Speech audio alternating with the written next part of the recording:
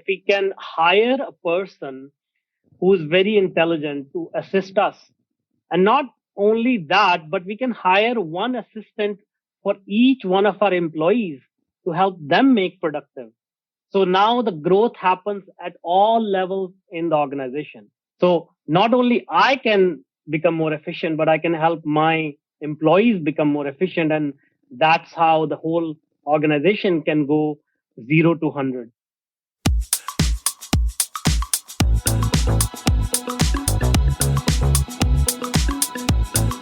Hey, it's the Profit Answer Man, Rocky Lalvani. If you're new to the podcast, check out my interview with Mike Michalowicz. It's episode number 2. If you want to hear about each chapter in the Profit First book, go back and listen to episodes 3 through 13. Episode 1 is the why and how. On the Profit Answer Man, we learn money mastery without all the complicated accounting mumbo-jumbo using a simple system. Your accountant is busy documenting your transactions and creating a rearview mirror of what happened. My guess is you don't even look at the reports they sent you. If you're like most business owners, you struggle with this, and it's not your fault. We aren't taught money in school, and accountants aren't taught how to be profitable. The Profit First system created by Mike Michalowicz works, and he certified me to help you implement the system in your business. Remember, the new equation is sales minus profit equals expenses. Let's face it, without cash flow, you can't pay your employees, buy needed materials, or pay your mortgage and support your family. I help you to do that and more, so you can focus on the parts of the business you love and receive the rewards for your labor and investment into your business. The stronger you are as a business owner, the more jobs you create, the better we are as a country. Small business owners are the backbone of America, and for that, you deserve to be well rewarded. Just remember, more revenue does not equal more profit. That's why we focus on the bottom line. Every month in 2023, we're going to do a live Q&A call for you listeners to get all of your Profit First questions answered, along with anything you might have heard on the podcast or you want to discuss about your business. They will be on the second Thursday of every month at 1 p.m. Eastern. There is a link in the show notes to register on Eventbrite. Come chat with me live. Let's face it, AI is hot. And if you're not using it in your business, others are going to race past you. Not to mention it saves so much time, which leads to more profits and getting more done with the same effort, if not actually a lot less effort. It's not as simple as just turning it over. AI is not that great. And if you only rely on it, it's going to give you the same info it gives everyone else. You're not going to have a competitive advantage. We have to learn to ask it better questions and then go back and fix the results and challenge the information that it gives us. It's not always correct. And that's our topic for today with Manuj Aggarwal.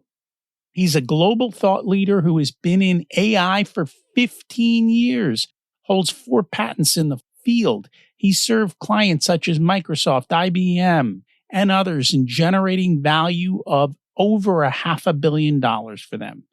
His work has had a profound impact on over 10 million lives, and he's garnered recognition from notable figures such as President Obama and Bill Gates.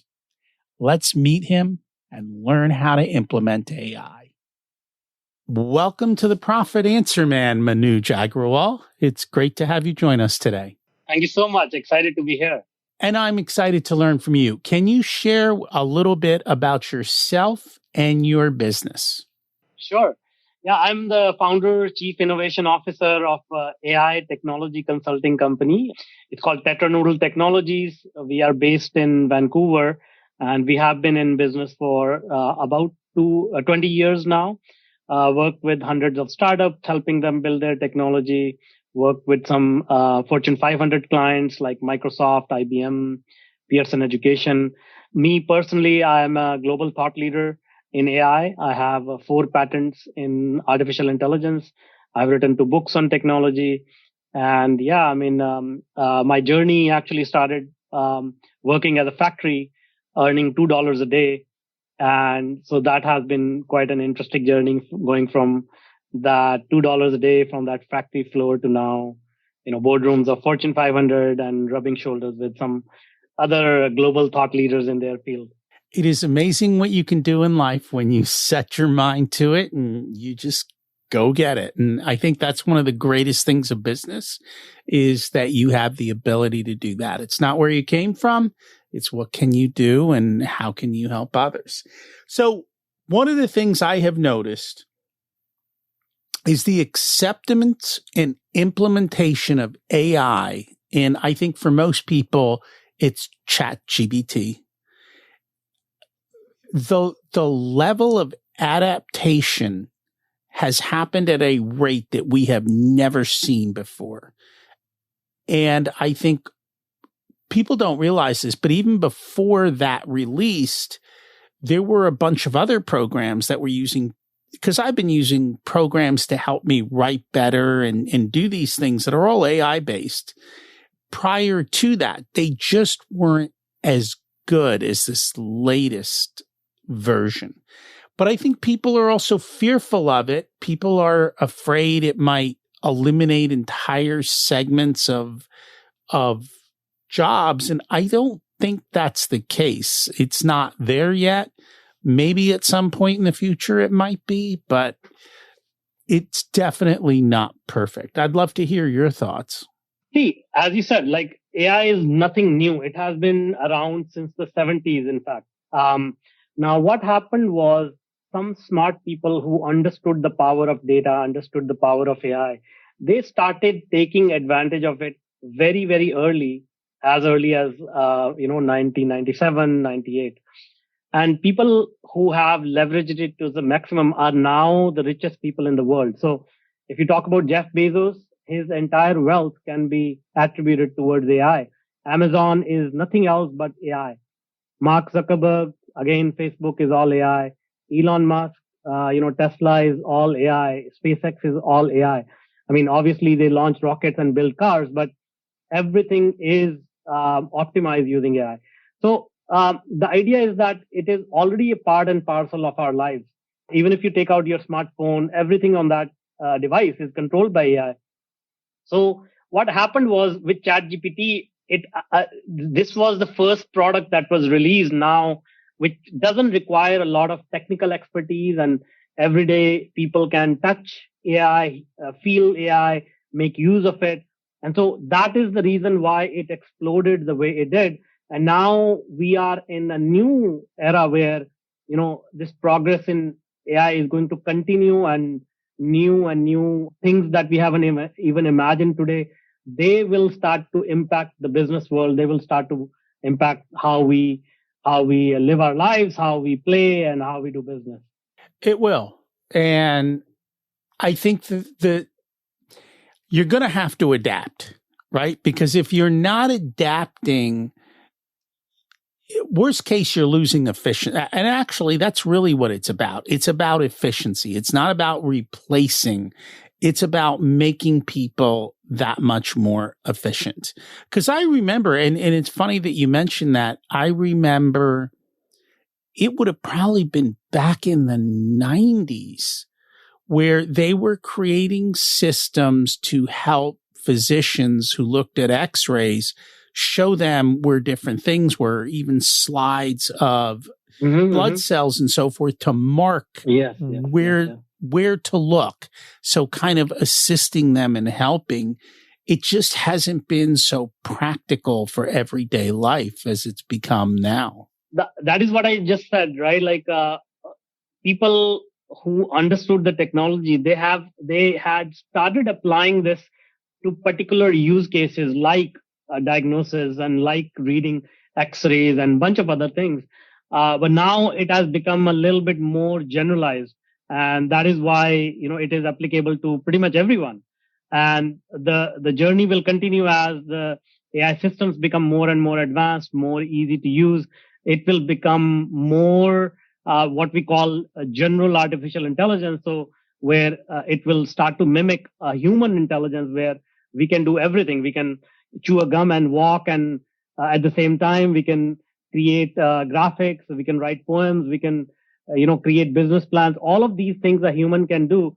But before ChatGPT, AI was pretty dumb in the sense that it can only do one thing very, very well. But now with ChatGPT, now we are seeing how a true general artificial intelligence will behave, where it can do so many things all at the same time. And that is the adaptation, that will come. I mean, that realization that the machine can think better and faster. It's a paradigm shift for most people because, we have evolved to really value our intellect, our IQ. And so that is the transition that humans have to go through to adopt this technology. Is it going to replace people? Most definitely it is going to replace, but it is not going to replace people as people assume it will be. People who understand AI will replace people who don't.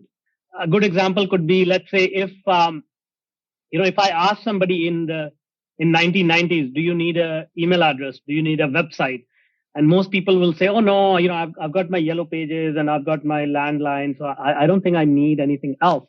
But today, if you go and do any kind of business, or if you go apply for a job and you say, okay, I'm not going to use email address at all, how far do you think you'll get, right? Or you don't have any presence online, you don't have any LinkedIn profile, you don't have a website. How far are you expected to go along? It's the same thing with AI, where people, if they don't use it, they will be not as competitive as their counterparts. And that's what I have seen so far with all my clients that we're working with. We bring AI in, but what I tell them is, and what I have found it useful for, it's really hard to go from 0 to 1.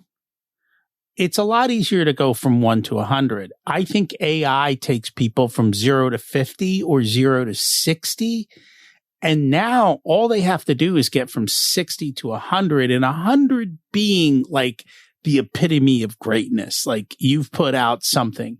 And most of what we're using it for is writing, whether it be sales writing, copywriting, titles, emails, but you can also use it to do research. But what we have found, and even people that I'm talking to tell me this, if you don't question it, you will have the wrong information. Absolutely. And you really have to be smart enough to know what's right and wrong. You have to be smart enough to question it properly. And then you also have to come up with good prompts to make sure you do things correct. Absolutely. Absolutely. See, it is no different than our regular human life, where if we don't ask the right questions, life is not going to give us the right answers. So the more you can treat AI as your intelligent friend, who really needs to know what is it that you're looking for from this friend. So consider a super intelligent human being who has a PhD in business, who has a PhD in marketing, in sales, in operations, in history, in anthropology. All of this knowledge is contained within the mind of this human being.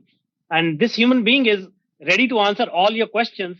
But if you don't ask the right questions, or if you don't have a dialogue with them, you're not going to get the right information. Does that make sense? It makes total sense. And unfortunately, as I think about this is not a school taught in school. It's not a skill taught in school. Exactly. So most people, I don't think, know how to do this well. So within business, what are some of the best areas or the easiest areas to start to implement AI? See, the best areas, as you said, like content generation being offloaded to ChatGPT, that is happening across the board. But more importantly, we need to think about, okay, what are some of the skills as business owners we don't possess? Because what happens is the success of business depends upon our team. As business owners, we can be good at maybe 2 to 3 things, and the rest of the stuff falls on our team or falls on us. And now, as I said in my previous analogy, imagine if you can hire a person who is super intelligent, who has a Harvard PhD in all these topics, what kind of impact it will make on your business. So let's say if you can hire a PhD marketer tomorrow, and you can say, okay, give me a strategy on how to reach new kind of customers that are not even within my thought process right now. So describe your business. I'm running a brick and mortar store. We are selling, kids toys, and we are located in the corner of this suburb here in New York. And we are looking to reach new clients or new customers who are in this age group. All of this information you can input into ChatGPT and say, okay, give me a solid strategy on how I can accomplish that. Once you have that strategy, you can say, okay, give me step by step tactics that I can take today to implement this strategy. So all of these things that used to take a lot of hit and trial, a lot of smart people, a lot of large investments in salaries and consulting rates, all of these things can be eliminated. And as a business owner, we can, move really, really fast in what we are trying to achieve. And again, I think we're always into trust but verify. So, okay, Yes. These are the steps. Test and see if it works for your business, right? Yes. These are a little bit generic, and maybe they're great ideas, but you've got to learn to iterate and to change from that. And so it's learning to do that. But the biggest thing is you have to take action. And I think that's where I love it helps you to take action faster. And that's really what it comes down to. And it also helps you to get out of your head. When you're stuck in a situation, it at least gets you moving forward. Where is it not a great fit right now? See, wherever you have a human interaction, customer service, listening to customer requirements, onboarding people, I believe, depending upon the business, of course, I believe what will happen, and this is where we are going, a lot of the IQ, a lot of the intellectual stuff that we do as humans, that will be offloaded to AI. So what will be left is our EQ, emotional intelligence, where we can, interact with other humans. We can listen to them. Obviously, a lot of large corporations are using chatbots and things of that nature to replace humans in those areas. But I believe small to medium sized business owners have a huge opportunity to really double down on the human element of things, and then create that human connection, human relationship with our clients, our partners, our employees. And that's, I think, should be the superpower that humans bring in this post AI era. Obviously, it can be supplemented using AI, but I think we really need to go deeper as business owners on how to create that amazing experience for our clients using that human element. And it's that bridging that gap, right? Technology and people. Technology alone isn't going to solve it. People want the relationship, the connection. And it's funny because right now when I call a company, most companies I call they're not AI menus. They're voice response menus. And so you tell it what you want and you end up in these ungodly long loops to try and find a person. And it's just beyond comprehension. That is one area that I hope AI can quickly get to work on, where AI can get me to the person I need to without having to fight a, See that's a great example right there, where cost reduction became the priority. Not a good user experience, but cost reduction. And that's where companies will get it wrong, where they start using AI just for the benefit of reducing cost. But if it impacts the customer negatively, their experience, like you're saying, we all are we are all frustrated by this long conversations that we have with these AI agents, and waste our time. It actually didn't give us a good experience, and I don't know if it actually reduced their cost either. So that's the fine line where business owners really have to see, okay, where do I use AI where it not only it makes my business more efficient, but most importantly, gives a better experience to people around me. So how do we integrate AI with our employees? Because it's almost like they're fearful I'm going to lose my job. Mm-hmm, mm-hmm.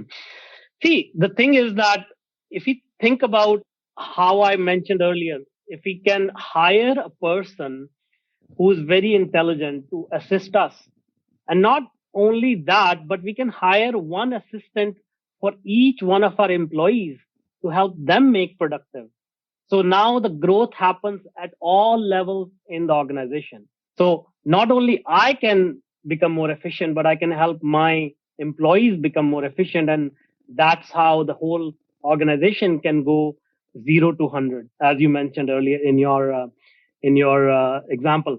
Now, a lot of people will, unfortunately, will take this opportunity to, yes, reduce their workforce and reduce their overheads, but that means that it also allows for new job opportunities which did not exist earlier. We are talking about, prompt engineering. Prompt engineering has become such a valuable skill now that people are earning a lot of money just interacting with ChatGPT and getting the right output. When the smartphone came along, new jobs like app developer came along, which were very high paying jobs. So the idea is that yes, there is going to be job displacement, but the fear that it is causing is that needs to be overcome first. So let's say if you're an employee and you're scared that your job will be taken away, why don't you take an initiative, learn all about AI, get familiar with prompts, and then you are much more valuable to an employer, whether current or future, than a person who doesn't even know what AI is. Does that make sense? It does. You've now become the expert and you're driving the company forward. You become indispensable. Everyone thinks. So this is the one thing that I've always taught people. If I want to go be a golf pro, it's very hard, right? Golf's been around forever. If I wanted to be a pickleball pro, and I started a couple years ago, there's a good chance that I could be the leader at pickleball just because I was first. AI is so new, and within your company, there may not be anybody doing this. You can quickly become the leader in your organization by literally staying 2 or 3 steps ahead. And that's all you need to do. You don't need to be the golf pro. You be the pickleball pro in your particular location. Yes, absolutely. You nailed it. And people just need to figure that out. So if people want to start using AI in their business and think through it, what's their first step, or how should they think about this to start implementation? See, what I recommend people is do a few things. One, if you're one of few people who haven't signed up for a free ChatGPT account, go ahead and do that, or use one of the competitors, Bard, or from Bing, or whatever it is. Just start using it, and then when you start using it, start to use this technology with 2 first steps. One, start getting better at asking questions. Meaning, as I described earlier, if you have a question about your business, about your life, start utilizing AI. And as Rocky, you have said, start getting better at interacting with it. So don't accept the first answer as the de facto answer, but you can follow up with AI and say, okay, find some blind spots in this answer. What am I missing? Argue against my point of view, because as humans, we always have blind spots and we don't even know what we are missing. Now, AI can be that devil's advocate, which can help us figure out our own blind spot without judgment or without looking down upon us. And so start getting better at these interactions, start getting better at asking these questions. And then the next thing is start getting better at telling stories, because stories are what bind us as human beings. When we tell a story, people connect with us at an emotional level, and they can see their own experiences, their own agonies, their own struggles in that story. So as human beings, again, we are not taught to tell stories. We are not taught to communicate effectively. And these 2 steps, if you take and utilize AI for that, you will really feel a huge impact within few weeks in your business. So one of the biggest things that I found with ChatGPT is story. In my words, imperfectly, I just cranked it out. I like to speak, as you can tell. I have a podcast, Yes, right? yes, So yes. if I just get on Microsoft Word and I just dictate a short 3 or 4 minute story that I'm trying to get out, and I take that story and I dump it into ChatGPT and I tell it what I want it, make this compelling, and the response I get from ChatGPT with that kind of short input is exceptional. Now, occasionally it will lie about certain things that I said, and I go in and I clean that up because I know it's taking quite a bit of liberty, but it has been, it saved us it allows me to do what I've never been able to do before. Yeah, exactly.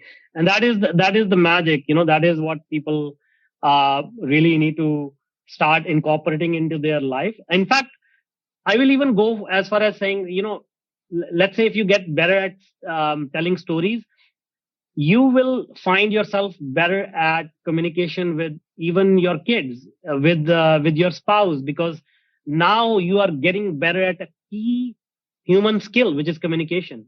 Right. And so now you can say to your kid or to ChatGPT, create a story for me, tell my kid who's age this, and include a lion, a giraffe, and a bunny rabbit.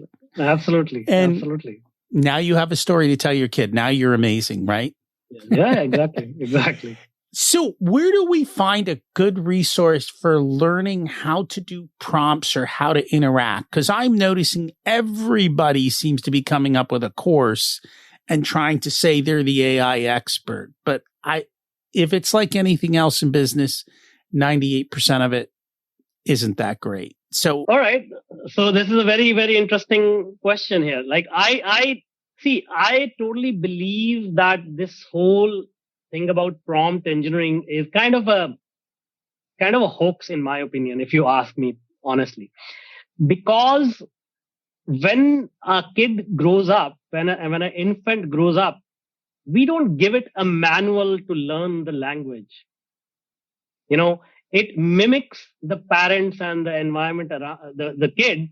The baby is going to mimic the people around him or her to learn the language, and it becomes his or her personal expression, right? So it's like saying a prompt engineer is somebody for a person who never learned how to talk, and now the prompt engineer is helping them talk.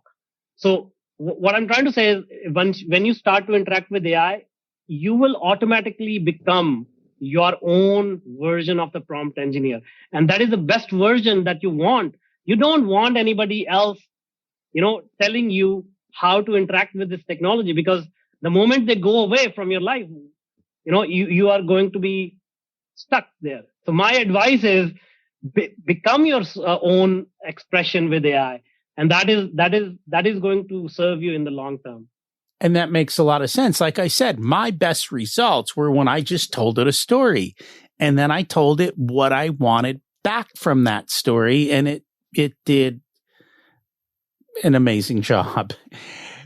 What should we be wary of as we look to AI?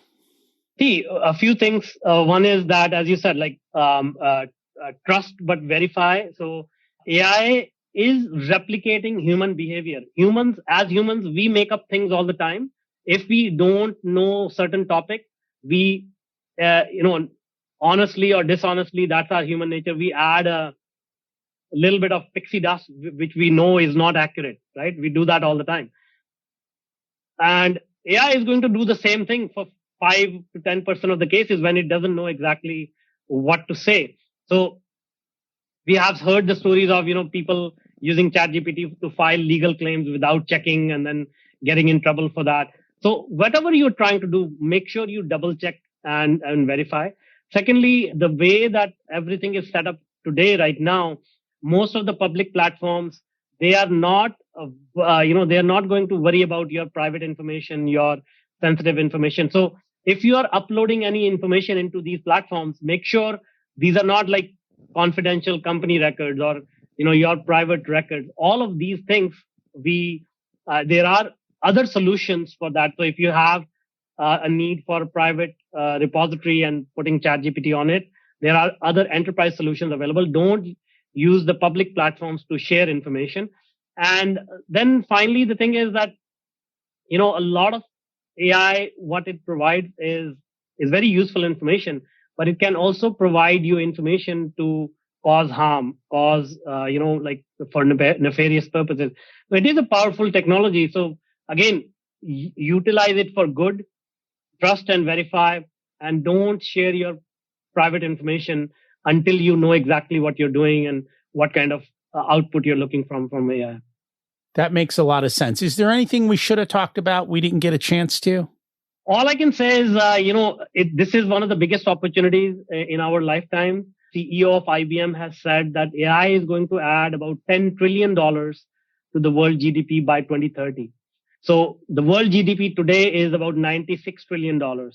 That means more than 10% of the world GDP is going to be added, in the next 7 years. That's how big the opportunity is.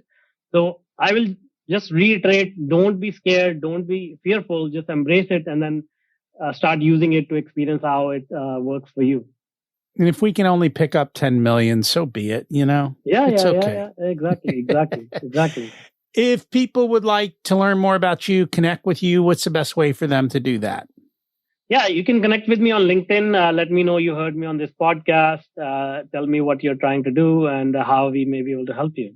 And I will put your LinkedIn information in the show notes to make it easy for people to connect with you. Great. Thank you so much for joining us today. Thank you so much for having me. Thanks. Where can you add AI? Where can AI help you replace some of your processes or speed them up? Where can you have your teams implement AI? I use AI to help with my podcasts. It helps speed up the process afterwards, helps me summarize episodes. Also use it for emails and other tasks. It's a game changer, but you have to learn how to maximize it, not just be lazy and use what it outputs. That's just the reality of the situation. It's good, but you got to use it appropriately. Remember, you don't need more resources. You need to be more resourceful, and AI is definitely a way to do that. Remember to focus on the bottom line. If you'd like for us to be a part of your profitability journey, we have different programs available ranging from do-it-yourself to one-on-one coaching. Our course, The Profit Blueprint, teaches you everything you need to know to transform your profitability. There are 3 different tiers ranging from DIY to done with you so that businesses of all sizes can get the support that's best. Join the waitlist in the show notes to get more information and be a part of the next cohort. If you want a done-for-you service, you can hire us as your Chief Profitability Officers. We only work with a handful of clients, so they all get our full attention. We work with business owners who have or are growing to $500,000 to $10 million in revenue. You can use the scheduling link in the show notes to get on our calendar for a good fit conversation to see if we're the right people to support you and how we can help you. This episode of the Profit Answer Man podcast is brought to you by SMBpodcastnetwork.com. The network is a collection of podcasts and shows from around the internet which focus on bringing you interviews with amazing guests who share actionable advice, ideas, and information for small and medium-sized business owners and entrepreneurs. Visit www.smbpodcastnetwork.com to find more great shows and easily subscribe to be notified of new episodes. It's a great way to discover quality content. If you've discovered us via the network, then I hope you enjoy today's show and will consider subscribing directly so you never miss our episodes. Remember to check out my other podcast, Richer Soul, where we talk about how to live the ultimate life and be the best business owner you can be. As we close out, let's repeat the mantra. Revenue is vanity. profit is sanity and cash is king. Have an abundant and profitable week.